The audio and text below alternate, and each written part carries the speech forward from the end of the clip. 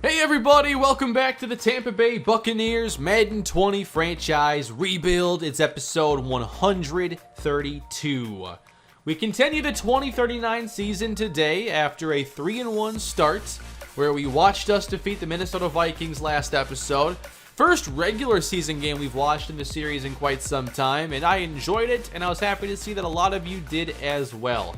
So I definitely want to try finding a game to watch today as we let this season unfold. We'll get to more upgrading here to start the episode. Lonnie McCrary has a low agile archetype, so we're trying to work on that a little bit. But I didn't think it'd be 68 to 80 in terms of power advantage. Well, I guess his power is pretty good. Yeah, the ratings overall are pretty solid for him. Let's go to our rookies now. Sylvester Colombo, Randy Dorsett. Colombo's getting some good development this year, but with normal dev, he's going to have to get some playing time to really do much with it. Let's go route runner. I think the slot is going to be his most likely future. And so far in his rookie season, he has 3 catches and a touchdown. Let's also upgrade Randy Dorsett. And we'll go pass coverage here just because that's going to be what makes him starting caliber, is his coverage ability, and then it offers some depth there in case we have an injury at linebacker or anything. Why don't we take a look at our contract demands for this year? And actually, I learned recently you don't have to wait for this to pop up in week 3 to actually take a look at contracts. If you go to the My Team menu and then re-sign players, you can do this in the very beginning of the season. You just can't negotiate until week 3. But you can see the numbers as early as you want. It's Leonard Lester's contract year again. Ellis Norton's up this year. Damian Burgess as well. Clinton Mills. Casey Dean. Gabe Ventura. Steven Dempsey. There are going to be some tough decisions, I feel, again. Although with the rookie contract for Kitchen, I can't imagine it's too difficult. But we do have to already set ourselves up for like a 5th-year option season for him. So far, Clinton Mills is frustrated not getting the football a whole lot. I know that we don't really get anybody super big numbers right now. We're spreading the football around quite a bit. I think we'll be just fine here as we continue. This is a really big game here. If we can win this one, we can start to run away with the division. If we lose, definitely not so simple. 42-10, how's that sound? We split the season series with the Carolina Panthers. And 5 touchdowns from Jeffrey Kitchen. Yeah, that'll usually get you the win. 125 for Ellis Norton as he has like his 3rd or 4th 100-yard game on the year. They could not do a thing on the ground. 2 touchdowns for Mills, that'll make him pretty happy. Norton 66-1. Ventura scored. So did Matlock. In the very next game, we put up 42 points once again. Kitchen 5 more touchdowns. This is a different game. Back-to-back 5 touchdown performances. Ellis Norton over 100 yards one more time. What a dominant effort, and 4 scores for Mills. That could have gotten him to X Factor. That's what it takes when you're going from superstar to superstar X Factor. That's 6 touchdowns now in the last 2 games. Well, interesting development here with us putting up these huge numbers out of nowhere. 3 sacks for Dean, 2 for Burgess.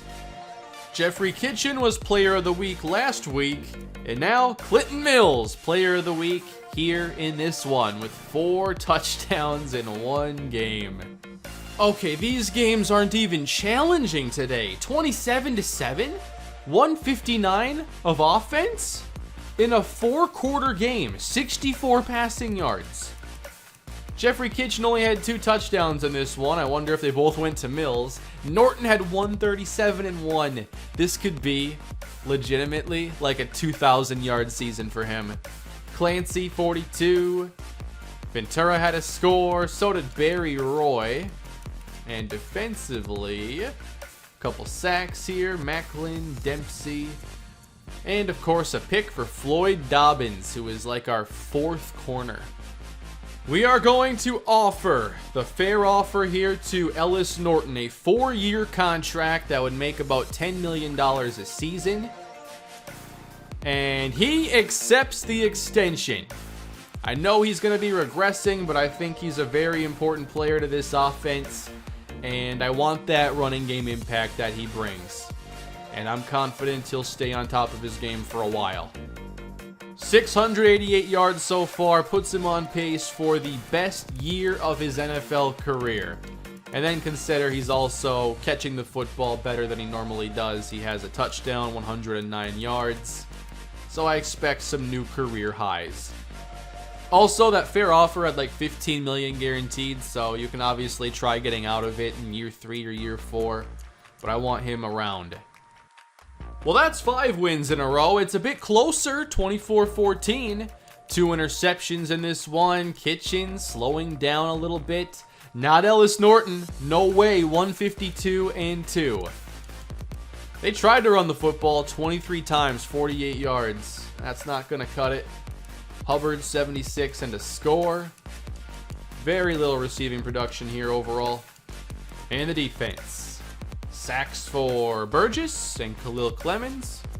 With picks for Markel Daniels and Brandon Hurst in the slot.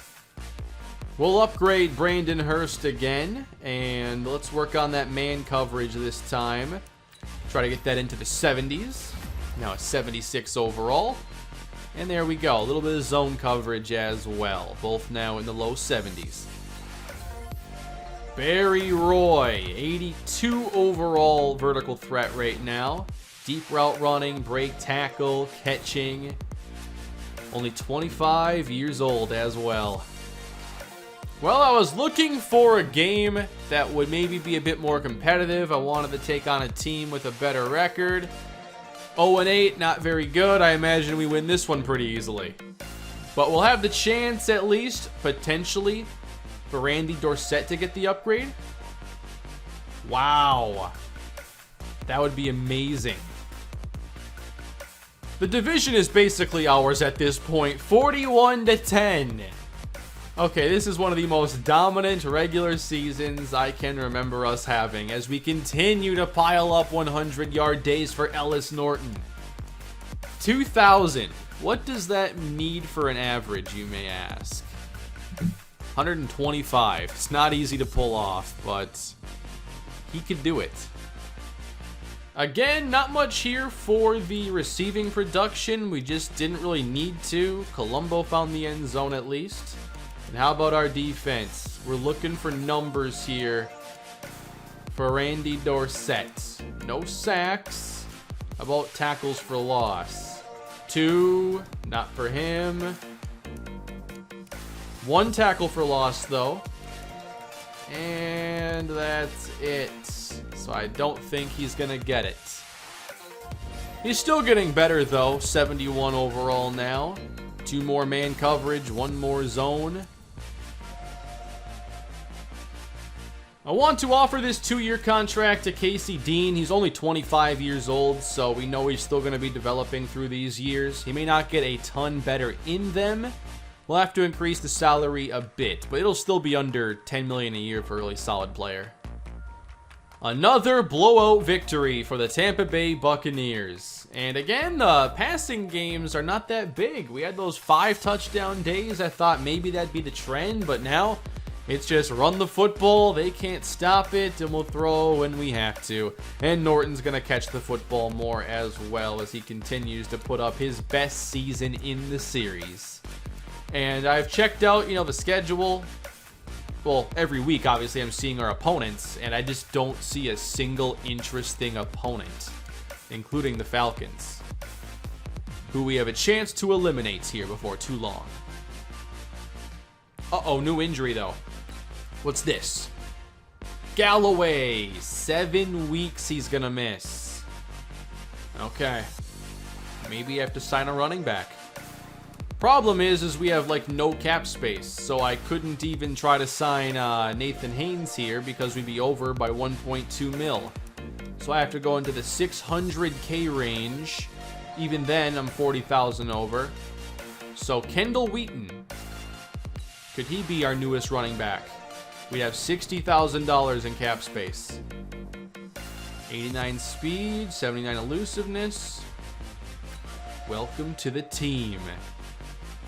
Okay, we take a step back here. Atlanta says the season's not over yet. They win and win big. And hold Norton under 100 yards. First time that's happened in a while. Barry Roy found the end zone. And we take on the Falcons again here shortly, so perhaps that's the game to focus on as they try to make this division race a battle. Suddenly we've lost 2 games in a row. And now nothing is as certain. 4 touchdowns for Stanley Wright. We had a better passing day, but still couldn't get it done. Ran for over 100 yards again with Norton. Clancy, 14 for 193. That's a ton of catches for one game. 14 and a touchdown. All right. And the defense obviously got shredded. Not a very good game for them. So all these dominant wins and then 2 straight losses. Now we play 4 games on the road. I think this Falcons one is by far our most important, as they are still within a few games. If we win this one, I think the division is ours, especially if Carolina loses. So we could still wrap up the division. Let's check on our injury situation here. Roy's out 5 weeks. No. So now we have to go to Matlock at tight end. So the Falcons have already defeated us once. If they do it again, the season gets a bit more interesting. If not, game over for them. Devon Berry is their #1 player. He's a cornerback in his 10th season out of Washington. 94 speed, 86 man coverage, and a defensive captain for 5 years. Mason Lehman, Reggie Banyard, top 4 players on defense. And then offensive linemen, more defense. Then you get to Dominique Hadley, who has first one free, which I thought was a running back ability, but now he's an X factor. He's had a tremendous career since leaving us. All you have to do here is take a look at when the numbers actually picked up. 4 years with us, didn't do much, and then, yeah, close to 5,000 total yards, over 30 touchdowns. Actually, I think 40 touchdowns in this stretch. Freddie Mullins and Kevin Beekman are on the team. Beekman's been here forever, but he's not the same player that he once was. At running back, it's Tyrell Cosby. They don't have their top running back anymore. I forgot his name, Martin Woodard. He was on the team forever. And at quarterback, okay, we're not going to see Dwight Farmer. A broken toe will hold him out of this one. Connor Leak, the rookie from Boston College, will make the start. Wow, we'll see if he's ready.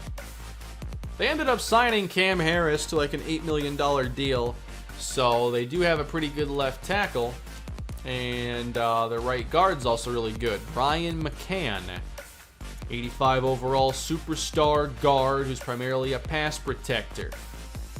By the way, I wanted to check on Gabe Ventura and how many catches he has. We probably won't see it happen here in this game. He's 15 catches away from 1,000 in his great career. And here we are, taking the field again in the Buccaneers franchise, trying to secure another division title. We're trying to get our 10th victory on the season, I believe. And we'll get right into the action here. So Connor Leak starting as a rookie from Boston College. And he will start in the air on first down, and that misses. Leak went to the same school as Matt Ryan and hands this one. Not much there for Tyrell Cosby.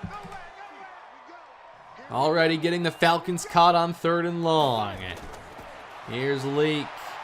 Pressure off the edge. He'll dump it off. What was that? An awful opening possession for Atlanta. All right, I want to see another 100-yard rushing game, perhaps. Norton deep in the backfield, and we start on the ground. There he goes across the 20. Makes a move and is still going. Ellis Norton across the 40. 33 yards, wasting no time. All right, already about a third of the way to 100, and now even closer, across the 45 for a gain of 6. Norton needs about 400 yards to reach 10,000, so a good chance he hits that before the end of the season. And he's not done here on the opening drive. First down. I gotta imagine he comes out of the game now. Yep, they subbed. Who's the backup again? I signed somebody earlier. And without Galloway, here we go. What a run inside the 30. Oh, that's Lincoln Beck. 20 yards. Showing some good speed. Basically getting down the field here with like no risky plays. Just a dump off and a few runs. Now Kitchen back to the air. And a flag down as Beck makes the catch and will back up 10 yards. Oh well, more yards to gain now. 1st and 20. Norton on the catch inside the 30 now. Play action now for Kitchen and dumped off. A 3rd catch for Norton. Weird start to this game. Let's throw it to a receiver this time. I enjoy the running backs getting the football as much as anybody. Now we're setting up a screen. This is unbelievable. And it's going to work! Oh my, he's still going for the touchdown! What is this drive? Lincoln Beck goes to the house. They just couldn't get to him. The blocking was perfect. Helps to be like 92 speed or whatever he is too, I guess. Alright, so just as we all predicted, the receivers didn't touch the ball once, the tight ends didn't touch the ball once. Every single play went through a running back, and we went over 90 yards to the end zone. Who will be the first non-running back to get the football? Kitchen on 2nd down. Norton's protecting. Kitchen fires outside, that's caught, and it doesn't get anything. Let's go back to the running backs. Throwing on 3rd down. Kitchen on target and dropped. That was Lincoln Beck. We tried. We tried. The Falcons aren't really doing a whole lot though. Just 3 3-and-outs to get this game underway. I'm not expecting them to be very competitive. 31 to Norton. It is the running back game. Let him run it in now. Or Matlock. Touchdown. 14-0 Tampa. How about a 1st down for Atlanta? I kind of feel bad for him. 3rd and 4. Nope. 4th 3-and-out. Let's keep it going. Let's give Ellis Norton a big first half. We're only in the beginning of the 2nd quarter. And Norton cuts to the right. Still making moves, and they can't bring him down until they grasp the face mask. Norton gets it again, immediately cuts to the outside, and ends up with 3 more. Keep it on the ground. Norton inside, through traffic, finding 1st down yardage. I think he's gotten even better from the last time we've really watched him get a heavy roll on offense. The decision making is just so fast.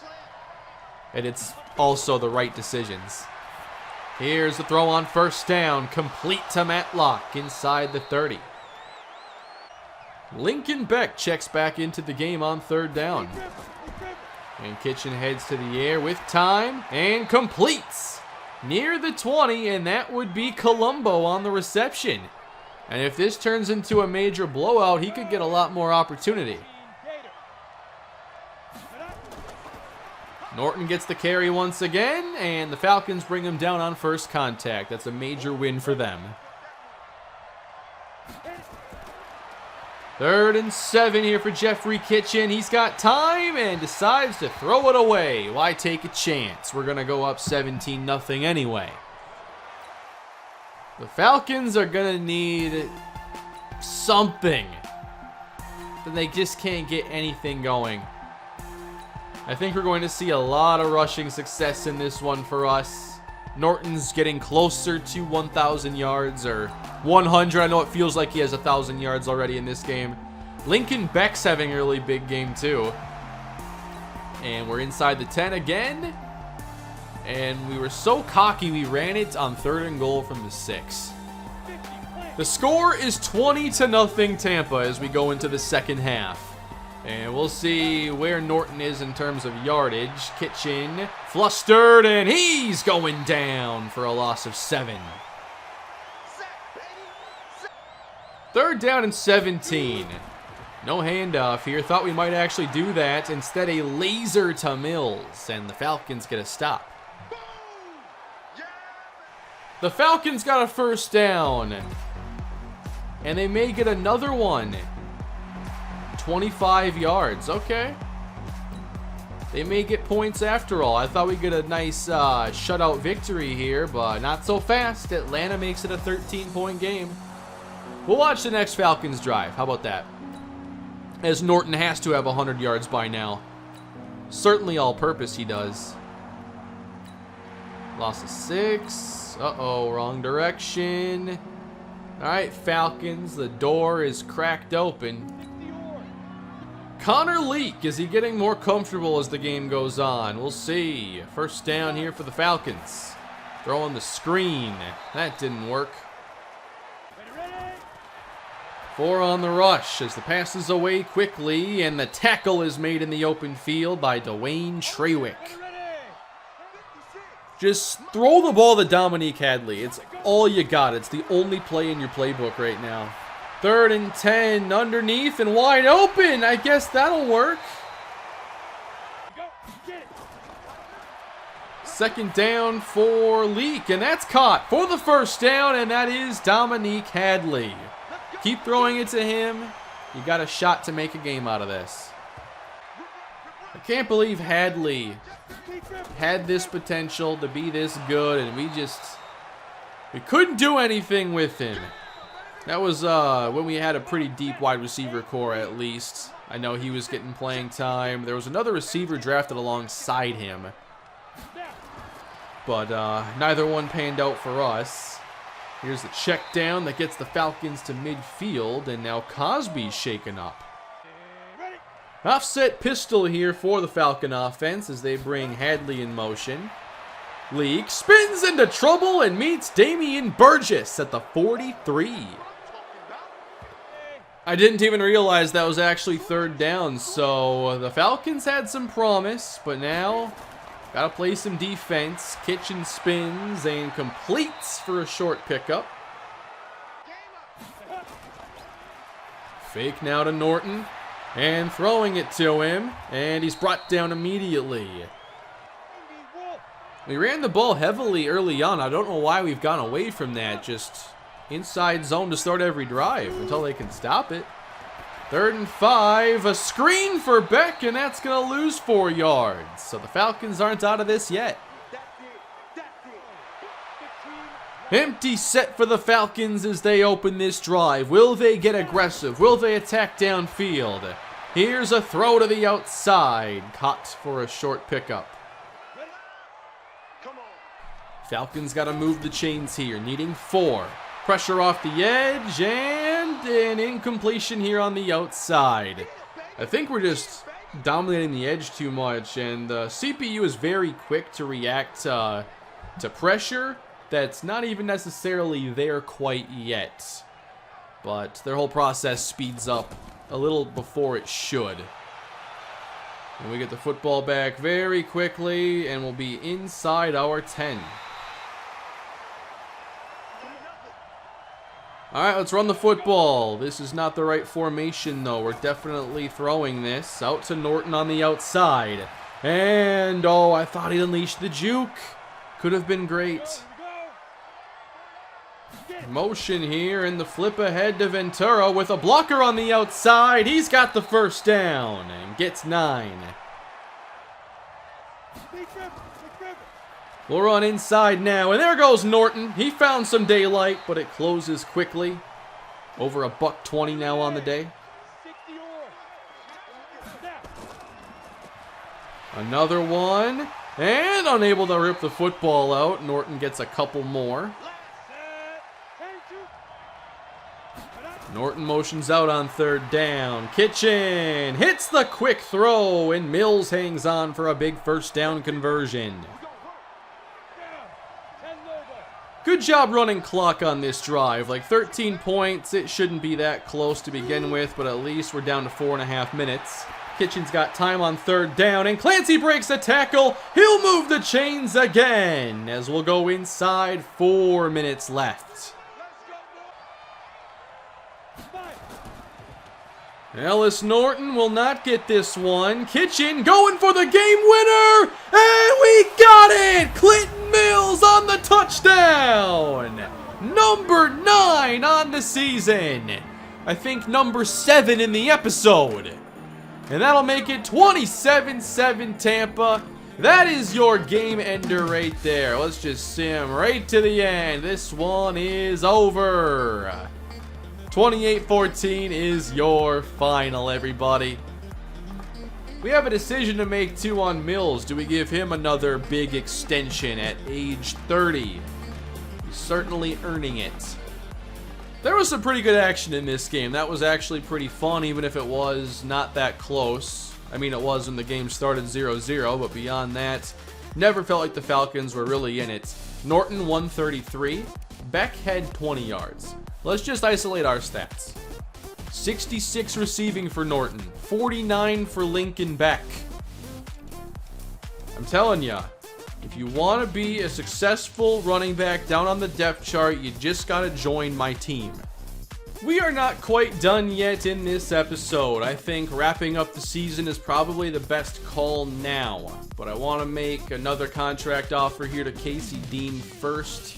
We'll save the rest for the offseason. This is fair. And he takes it 2 years, $15.9 million. So we finished the episode with a couple more victories. Here's how the season ended. We put up big points here in this really good matchup against the Titans. This was a matchup between two 10-plus win teams. 10 touchdown passes combined were thrown. As we get the win, Ventura has a really big game. Mills, 2 touchdowns in this one, so 11 touchdowns today. In the Week 16 game, somehow we lost to the Jaguars. Just haven't played well in a few of these matchups for whatever reason. One of our worst rushing efforts on the year, and Marcus Durant got to play against us. And then to close out the season, 27-23, we do defeat the Dallas Cowboys. 1 touchdown for Kitchen. Norton finishes with a $128 and 2 scores. And here were the receiving numbers. Kind of interesting how Kitchen had a very hot-cold season. A lot of variance in there. We had plenty of games, 5 touchdowns, I think 3 of those, and then a bunch with 1 or nothing. So we end up with a 12-4 record, and we will continue this into the postseason against the Philadelphia Eagles. We'll go through the postseason here. I know we don't normally watch like division playoff games, but we'll watch this playoff run through. May give me a chance to catch up a bit on content to get some stuff out a bit more consistently too. So let's check out our stats then as the season has ended. We're talking number 1 offense this year, along with the number 5 defense. Did Ventura get to 10K or 1K? No, it'll take another season. 2 more catches. Did Norton get to 10K yards? Yes, that did happen. So where do we end up this year with the stats? 41 touchdowns for Jeffrey Kitchen. I felt like it was going to be lower because, like I said, there were so many that were on the lower end. But when you throw 3 5s, I mean, that helps tremendously. I guess I ignored a 4 and some 3s in there. And actually only 4 games here, 0 or 1. I guess they just stuck out of my mind because they stood out statistically. But they were just outliers. Norton, 1,700 yards. That is a lot for this game. Clinton Mills, 11 touchdowns. All of them in this episode. Clancy had 4. Ventura had 7. So did Roy. And defensively, I feel like our sack numbers were way down. They were. Nobody over 7.5. And that's with Burgess now having a contract season, or his contract's coming up. Same for Dempsey, I want to say. So decisions will have to be made. And around the league, here's what happened. 41 touchdowns for Kitchen, led the NFL, topping Cal Cooper and Chris Stewart and Maxwell Burbank, who should get a nice little development boost here with these numbers. Rushing, you already know who was going to be number one. It was a fight for second place, and that's it. Receiving, Matthew Rush, 14 touchdowns. He's already got X Factor. Really good route running. Keith Tart, Garrett Winter, Chris Cherry. How are there only like 7,000 yard receivers in 2020 simulation logic in Madden? I don't get it. Here are the touchdowns though. And 4 sacks. I see a middle linebacker with 12. All right, Julian Sitton. You're getting to X Factor. That's one of the best statistical seasons I've seen in this game. 2 touchdowns, or 2 interceptions, 12 sacks, 10 tackles for loss, 130 tackles. Just ridiculous. But back to those sack numbers. 14.5. And 15 for Leo Decker, led the NFL. All right, everybody, I hope you enjoyed the episode. That's another regular season in the books. And next time, we try to continue our postseason success and the road to another championship. Thank you all for watching. Please leave your feedback down below. Don't forget to leave a like and subscribe. And I'll see you again next time. Have a great day.